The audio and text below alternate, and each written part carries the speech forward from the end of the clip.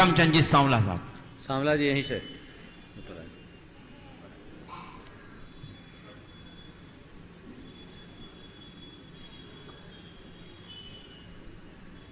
महावीर भगवान की इतनी सी आवाज से जय नहीं हो सकती।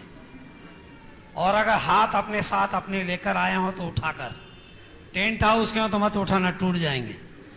महावीर भगवान की, महावीर भगवान की, आचार्य श्री विद्यासागर जी महाराज की, आचार्य श्री सुंदर सागर जी महाराज की, समस्त मुनि संघ की, प्रमाण सागर जी महाराज की, विश्ववंदनी मातृशक्ति, मेरे देश बंधुओं, धर्म बंधुओं, एक छोटा सा प्रश्न पूछना चाहता हूं। कभी अगर आपके बच्चे ने आपके पास आकर एक प्रश्न पूछा कि पिताजी ये बताइए 9 मई 1857 में देश में क्रांति प्रारंभ हुई और 15 अगस्त 1947 को क्रांति पूर्ण हुई, देश आजाद हो गया। ये जितने लोगों ने स्वतंत्रता संग्राम में भाग लिया, जिन क्रांतिकारियों ने योगदान दिया, इसमें से 5 जैन क्रांतिकारी या 5 जैन स्वतंत्रता संग्राम सेनानी के नाम बता दीजिए, आपका उत्तर क्या होगा? दूसरी बात, चोईस तीर्थंकर ये वैश्य थे कि क्षत्रिय थे? जोर से बोलो। क्षत्रिय थे। एक और बात, ये जो जैन शब्द है, संज्ञा है, ये जातिवाचक है कि गुणवाचक है? गुणवाचक है। 3 बात समझ में आ गई तो आगे की बात करता हूं। 11वीं शताब्दी में कलिंग का राजा खारवेल विदेशी आक्रमण डेमिस्ट्रीज ने किया, अयोध्या के मैदान में जमकर संघर्ष हुआ, उसका पराभव किया, विजय प्राप्त की, जिसके कारण 250 वर्षों तक भारत पर विदेशी आक्रमण नहीं हुआ। वह खारवेल जैन था। अगर समझ में आ गया तो ताली बजाइए। लगता है कि अपना कोई गौरव है, हमारा कोई इतिहास है, हम वीर हैं। मेरा एक प्रश्न है, अगर 24 तीर्थंकर क्षत्रिय थे, हम उनके वंशज हैं, हम बनिए कब बन गए? इसका भी विचार करना चाहिए। हम वीरों की संतान हैं, हम क्षत्रिय हैं, हमारा धर्म है, वेश हमारा कर्म है। इस स्वाभिमान को धारण करना चाहिए। इसलिए निवेदन करना चाहता हूं, जिसने सारे भारत का एकीकरण किया वह चंद्रगुप्त मौर्य, जिसका राज्याभिषेक जैन पद्धति से हुआ, श्रवण बेलगोला में मुनि दीक्षा लेकर जीवन पूर्ण किया, वह खारवेल चंद्रगुप्त जैन था। उड़ीसा का राजा महामेघवान वह जैन था। दक्षिण भारत का परम प्रतापी चामुंडराय वह जैन था। उनका सेना नायक गंगराज वह जैन था। दंडनायक गंगराज नायक वह जैन था। गुजरात के राजा कुमारपाल वह जैन थे। उनके 2 सेनापति वस्तुपाल और तेजपाल, जिन्होंने जीवन में 63 बार युद्ध किया, वह जैन थे। मेरे मित्रों, वीरों का अपना इतिहास है, जैनियों का अपना इतिहास है। हमने कलम से इस देश की सेवा की है और तलवार की नोक पर इस देश का इतिहास रचा है हमने। हमारा वीरोचित इतिहास है। जिस समय बहराइच पर आक्रमण हुआ, वहां के राजा सुहलदेव राय थे। उन्होंने सभा बुलाई, पूछा कि युद्ध आक्रमण हुआ है, क्या करना चाहिए? सभा में 2 भाग हो गए। एक ने कहा आक्रमण युद्ध करना चाहिए, दूसरे ने कहा नहीं करना चाहिए। क्यों युद्ध क्यों नहीं करना चाहिए? युद्ध इसलिए नहीं करना चाहिए, युद्ध में बहुत बड़ी जनहानि होगी, लोग मारे जाएंगे, रक्त बहेगा। और यवन लोग आगे गाय को रखते हैं, जब हम शस्त्र उठाते तो गाय मारी जाती है, इसलिए युद्ध नहीं करना चाहिए। प्रश्न आकर खड़ा हुआ, अगर युद्ध नहीं किया गया तो निरीह जनता मारी जाएगी, अबोल जीव काटे जाएंगे, महिलाओं की इज्जत लूटी जाएगी, मंदिर टूटेंगे। ये बताइए, युद्ध की हिंसा की तुलना में ये हिंसा छोटी होगी कि बड़ी होगी? बोले बड़ी होगी, इसलिए युद्ध होना चाहिए। इस समस्या का हल क्या होगा? रक्षा परिषद की बैठक बुलाई। उन्होंने कहा महाराज, हमने ऐसे बाणों का निर्माण किया है जो धनुष पे चढ़ेंगे और जब उसको खींचेंगे, धनुष जब जाएगा, शत्रु की गर्दन भी अलग होगी और जैसे वो टकराएगा उसमें से एक बम विस्फोट होगा, इतनी जोर से ध्वनि होगी, गाय उसके कारण भाग जाएगी, शत्रु हमारे सामने होगा। इस पद्धति का पालन किया गया।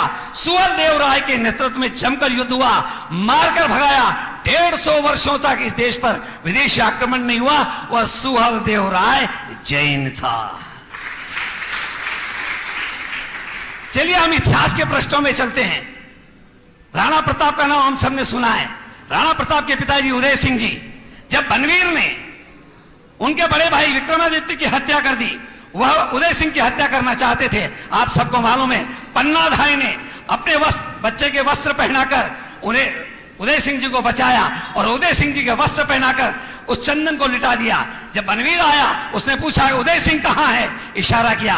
ऐसी दुनिया में मां नहीं, दुनिया का ऐसा इतिहास नहीं अपने पुत्र का बलिदान इस राष्ट्र के लिए करती है। पन्नाधाय के बच्चे का चंदन का बलिदान हो गया।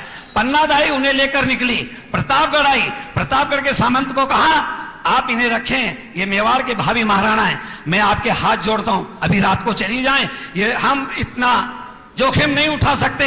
वहां से निकलकर वह डूंगरपुर पहुंची। डूंगरपुर के वहां के सामंत को कहा आप चित्तौड़ के रिश्तेदार हैं, ये आपके रिश्तेदार हैं, ये मेवाड़ के भावी महाराणा है, इनका नाम उदय सिंह है, इनको आप संरक्षण दें, मैं आपके हाथ जोड़ता हूं, अभी रात में ही आप यहां से चली जाएं। उनको लेकर सुदूर किला कुंभलगढ़ पहुंची, क्योंकि दो सामंतों को पता लग गया था कि उदय सिंह जीवित है, बात फूट सकती है, इसलिए कुंभलगढ़ पहुंची। कुंभलगढ़ के किलेदार थे आशा शाह देपुरा जैन। वहां पहुंचे, उन्होंने सम्मान किया, रुकने की व्यवस्था की। प्रातःकाल जब उनका परिचय कराया तो पन्नाधाय को उन्होंने कहा आओ अगर चली जाए तो ज्यादा अच्छा रहेगा, हम बनवीर से युद्ध नहीं कर सकते। उनकी मां घर से बाहर निकली और आकर दरबार में आकर खड़ी होकर कह दी हे आशा शाह, कैसे जैन क्षत्रिय हो तुम, तुम्हें शर्म नहीं आती, आए हुए आश्रय के व्यक्ति के लिए तुम उन्हें यहां से विदा कर रहे हो। हम वो क्षत्रिय हैं, आश्रय में आए हुए व्यक्ति के लिए अपने प्राणों को न्यौछावर कर सकते हैं, पर आश्रय पे आने वाले व्यक्ति का हम बाल बांका नहीं होने देंगे। आज तो राष्ट्र धर्म का कर्ज चुकाने का अवसर आया है। अरे इनके पिता के कारण तुम किलेदार बने हो। उसी समय आशा शाहजहांपुरा ने खड़े होकर कहा मां आपकी चरणों की सौगंध खाकर कहता हूं अब उदय सिंह जी यही रहेंगे, इनका लालन पालन यही होगा, हम कदापि इनको जाने नहीं देंगे। और अपना भतीजा घोषित करके उनका लालन पालन किया। वे उदय सिंह जी की 20 रानियां थी, 25 पुत्र थे, 20 पुत्रियां थी। उनके सबसे बड़े बेटे का नाम महाराणा प्रताप था। महाराणा प्रताप के जीवन का प्रसंग केवल एक सुनाना चाहता हूं। 15 जून ओम ओम शांति, हाँ शांति से सुनिए। हाँ 18 जून 1576 हल्दी घाटी के मैदान में अकबर की सेना लड़ने आई। उसकी सेना की संख्या थी 1,65,000। महाराणा प्रताप की सेना की संख्या थी 22,000। 22,000 सेना में 14,000 भील थे, 500 ब्राह्मण थे गोपीनाथ जगन्नाथ राजपुरोहित के नेतृत्व में, 1,000 जैन क्षत्रिय थे। भामाशाह, ताराचंद, उनका बेटा सोंडा, रतनचंद मेहता, कल्याण भचावत, कल्याण महासानी जगन्नाथ, इनके नेतृत्व में 1,000 जैन क्षत्रिय थे, 500 पठान थे, 500 रेदासी थे, 36 जातियां उनके राज की थी। नाई, धोबी, माली, गुजर, जाट, मीणा, ये सब लड़ने के लिए गए थे 36 जातियां। इसमें 1,000 जैन क्षत्रियों का नेतृत्व भामाशाह उनके भाई ताराचंद कर रहे थे। जिस समय 18 जून को 11:30 बजे जब राणा प्रताप ने भामाशाह को पुकारा, तलवार लेकर 1,000 जैन क्षत्रिय मैदान में उठे, जमकर युद्ध किया। 16 साल का उनका बेटा सोंडा दोनों हाथों में तलवार लेकर जब रक्त बहा रहा था, उस समय से आवाज आई। मुगल सरदार देखकर हाथ पर हाथ रखकर, मुंह पर हाथ रखकर कहते हैं या अल्लाह ताला क्या खाके जनाए, तलवार चलाता तो रुकता ही नहीं है। मारते काटते हुए एक नए इतिहास का निर्माण किया। हम जैन वीरों की संतान हैं, कायरों की संतान नहीं है।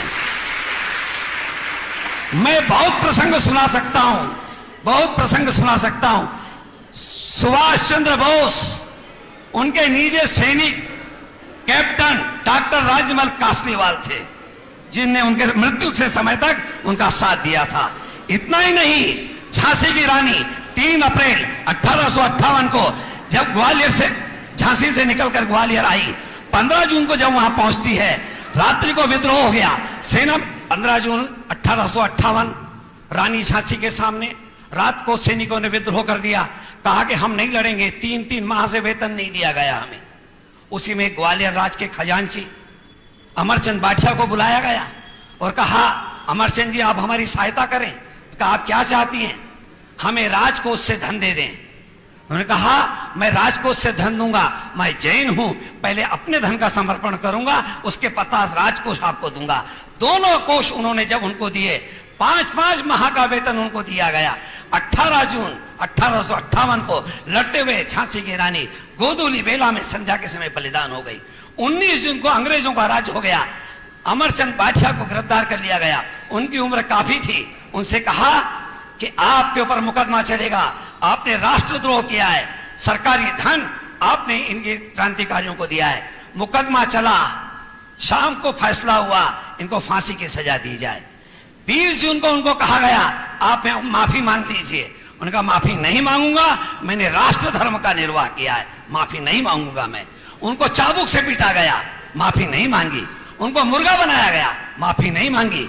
21 जून की शाम को उनके मासूम पोते को तोप के गोले से उड़ा दिया गया, फिर भी माफी नहीं मांगी।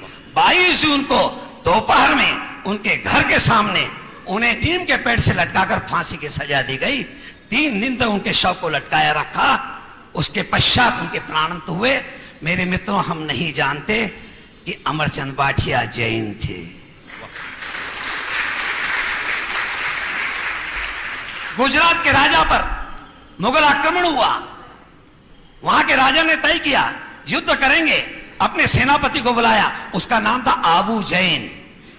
सेनापति जब आया, उससे कहा सेना की क्या तैयारी है? उनका महाराज पूरी तैयारी है, रणसिंगा फूंकिए, युद्ध प्रारंभ हो जाएगा। रणवाद्य बजे, जमकर युद्ध हुआ। आबू जैन दोनों हाथों में तलवार लेकर जमकर युद्ध कर रहा है, रुंड मुंड काट रहा है। संध्या का समय होने लगा। युद्ध सूर्योदय से सूर्यास्त तक होते थे। संध्या का समय हुआ, घोड़े से नीचे कूदा, दोनों तलवार म्यान में डाली, हाथ धोए, कपड़ा बिछाया, प्रतिक्रमण करने के बैठ गया। 1 इंद्रिय जीवों से क्षमा याचना करता हूं, 2 इंद्रिय जीवों से क्षमा याचना करता हूं, 3 इंद्रिय जीवों से क्षमा याचना करता हूं। राजा घबराया, मनुष्य 5 इंद्रिय जीव है, कल मेरे युद्ध का क्या होगा? दूसरे दिन प्रातः काल हुआ, रणसिंगे फूंके गए, रणवाद्य बजे। आबू जैन तंबू में से निकला, घोड़े पर बैठा, जमकर युद्ध किया, विजय प्राप्त की। जब विजय दरबार लगा, सबको बुलाया गया। उस समय आबू जैन जब आए, उनने कहा, रानी ने कहा, आबू मेरी आंखों के सामने 2 दृश्य हैं। एक और तो तुम दोनों हाथों में तलवार लेकर रुंड मुंड सुंड काट रहे हो, और एक और तुम प्रतिक्रमण करके 1 इंद्रिय जीवों 2 इंद्रिय जीवों से क्षमा याचना कर रहे हो। ये क्या है? मेरे यहां जितने नौजवान मित्र बैठे हैं, उनको उसका उत्तर सुनना चाहिए। उनने कहा, सुनिए महारानी, मैं जैन दर्शन का व्रती श्रावक हूं। श्रावक का धर्म अहिंसा है। अहिंसा का संबंध आत्मा और मन से है। मैंने अपनी आत्मा की दृढ़ता और मन की निर्मलता के लिए मैंने प्रतिक्रमण किया है, यह मेरा व्यक्तिगत धर्म है। मगर यह शरीर इस राष्ट्र के अन्न से बना है, इसलिए इस राष्ट्र के लिए युद्ध कर मैंने राष्ट्र धर्म का पालन किया है। दुनिया में जैन धर्म एक ऐसा धर्म है जो व्यक्तिगत धर्म और राष्ट्र धर्म की स्पष्ट व्याख्या करता है। जिस समय श्रवण बेलगोला पर आक्रमण करने के लिए आया, तो वीर खड़ा हो गया और उसने कहा, मैं अपने मंदिरों को टूटने नहीं दूंगा। जमकर युद्ध किया और शर्त रखी जीतने के बाद में, एक भी मंदिर टूटना नहीं चाहिए। आज श्रवण बेलगोला यदि सुरक्षित है तो उस वीर के कारण है, वीर नायक के कारण, जिसके कारण आज हमारा तीर्थ स्थान सुरक्षित है। मैं सैकड़ों घटनाएं सुना सकता हूं, पर आपके पास धैर्य भी नहीं है और मेरे पास भी समय नहीं है, इसलिए निवेदन करना चाहता हूं। भारत की सेना में जो सर्वोच्च पद से सेवानिवृत्त हुए हैं, उनका नाम है हरिप्रसाद जगत प्रसाद जैन, जो सेना के सर्वोच्च पद से सेवानिवृत्त हुए हैं। इंदौर का गौतम जैन राजौरी के युद्ध में लड़ते लड़ते बलिदान हो गया, जिसकी उम्र मात्र 26 वर्ष की थी। एक जैन दिगंबर जैन युवक 26 वर्ष का काकौरी के राजौरी के इस युद्ध में बलिदान हुआ। अभी अभी की घटनाएं, बहुत लंबी घटना नहीं। चलिए और संक्षिप्त करता हूं। महाराष्ट्र में सांगली जिला है। सांगली जिले में दूध गांव है। दूध गांव की जनसंख्या 10,000 है, उसमें 7,000 जैन हैं। उनमें से 70 से 80 लड़के इस भारत की सेना में वे सब दिगंबर जैन हैं। 7 से 8 लड़कियां हैं जो वायुसेना में हैं, और वायुसेना के कैप्टन अमृता कोहले दिगंबर जैन हैं। British parliament house, India house की लाइब्रेरी ने आंकड़ा निकाला, 9 मई 1857 से 15 अगस्त 1947 तक जितने लोगों ने आजादी में भाग लिया, जिनका बलिदान हुआ, उनकी संख्या 7,32,780 है। अब ये अंग्रेजों का आंकड़ा है, अपना आंकड़ा है 3 करोड़ लोगों ने बलिदान किया इन 90 वर्षों के अंदर। ये जो आंकड़ा है 7,32,780 लोगों का, इनका शोधन किया गया। अगर आपको गौरव लगे तो ताली बजाना। इस संख्या में 4,800 जैन पाए गए हैं। इसमें 22 महिलाएं भी हैं। अभी शोधन शेष है, यह संख्या 5,000 से अधिक जाएगी। मेरे मित्रों, हम वीरों के संतान हैं, इस वीरता को धारण करें। और जिस दिन जैन समाज उस क्षत्रिय भाव को धारण करेगा, उस दिन इस देश का नया इतिहास होगा। अभी इस समय हम तो बनिए बन गए, अगर उस क्षत्रिय भाव को कोई किसी ने जीवित रखा है, इन जैन मुनियों ने रखा है, इन साध्वियों अर्चकों ने रखा है। ये क्षत्रिय तेज है जिनने संकल्प लिया है दिगंबर रहने का, और कितनी भी बाधाएं उन सबको कुचलते हुए मार्ग बना लेते हैं। ये क्षत्रिय तेज है, ये क्षत्रिय संकल्प है। पैदल चलना, इस वास्तवमय संसार के बीच में अपने संयम को कायम रखना, कठोर तप करना, पैदल चलकर सारा भारत की भूमि को नाप लेना, यह सामान्य संकल्प नहीं है, यह दिव्य संकल्प है। और हम रॉयल ब्लड हैं, रॉयल ब्लड हैं हम, हमारा रक्त रॉयल है। उस तेजस्विता को धारण करें, तभी आचार्य विद्यासागर जी के स्वप्नों का भारत भारत बन पाएगा। भारत को भारत बनाना है, उस तेजस्विता को धारण करें। और एक छोटी सी बात बताता हूं, मुझे एक दिन तकलीफ हुई। मुझे एक डॉक्टर सिंगर के यहाँ कमलेश मेहता लेकर गए, उनने परिचय कराया कि ये सांवला जी हैं, विश्व हिंदू परिषद अंतर्राष्ट्रीय उपाध्यक्ष हैं। तो उनने पूछे कि आप तो जैन हो, जैन कब से ये देश का काम करने लगे? आप तो खाली कमाते हो और भरते हो, इतना ही जानते हो। उन्होंने कहा ये भी जैन है। अच्छा, ये अंतर्राष्ट्रीय उपाध्यक्ष जैन है? बोला हाँ। बोले इनका विरोचित इतिहास है। कमलेश मेहता बाहर निकले, बोले भाई साहब 1,000 से 1,00,000 रुपया लगे तो आप लीजिए, और ये जैनियों का इतिहास जरूर लिख दीजिए। नई पीढ़ी को इतिहास से हम परिचय कराना चाहते हैं। रतलाम की समस्या को मैं जानता हूं। सुबह महाराज श्री ने मुझे कहा इस विषय को आप रखिएगा। मैंने कहा कि महाराज जी, हमारी जो बहनें हैं, इनको तो आत्मा और परमात्मा के अलावा कुछ नहीं सूझता है, उनको दूसरा भाषण भी अच्छा नहीं लगता है। मगर कभी आपके संतान ने आपसे पूछा कि 5 जैन क्रांतिकारी का नाम बता दीजिए, उस समय मुंह पर उंगली रखने के अलावा आपके पास कुछ नहीं रहेगा। इसलिए जैन इतिहास अपने बच्चों को पढ़ाइए। जय महावीर, जय अहिंसा।